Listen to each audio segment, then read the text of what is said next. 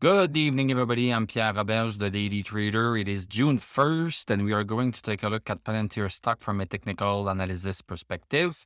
My goal in doing these videos is to help you understand how you can use technical analysis to make better trading and investing decisions.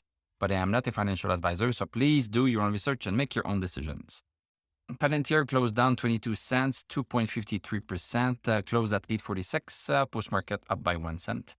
So basically, we are in this upward channel. This is not new. This is an upward channel, and we are zigzagging between the two between the support and resistance. This is a haphazard kind of way of doing it, but this is what's happening. And now we are too weak to break $9. So we did not go up to this upper resistance here.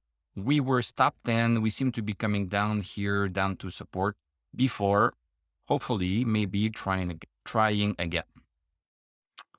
And if that happens here, so stochastic is going to probably be a little bit higher. And when we bounce here with a good stochastic, then that will be a great way to enter, in my opinion.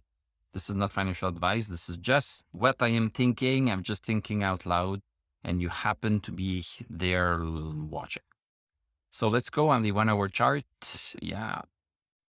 So on the 1 hour chart, the first hour of the day, so we opened right here and then went up to $9 almost. We stopped at 8.97.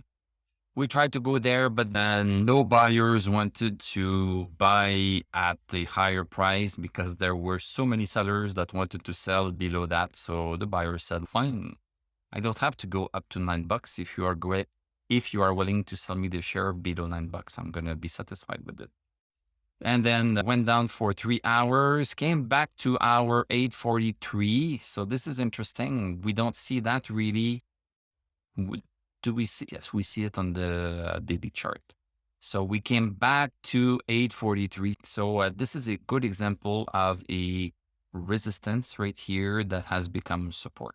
See, it has become support. And so far we are staying above 843.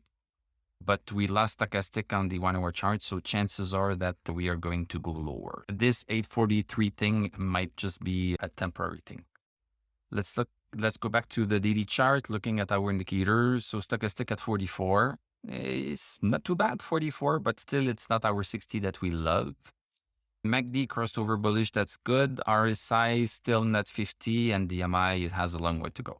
So yes, so as I mentioned, I think yesterday, maybe a little bit of a pullback, and then we are going to try this $9 one more time. Thank you very much for watching. Thank you for liking, commenting, subscribing. If you like what I do, you can become a YouTube member. You can click on my TradingView affiliate link. I'm going to wish you a great evening. We are going to talk tomorrow, and I'm going to tell you à la prochaine.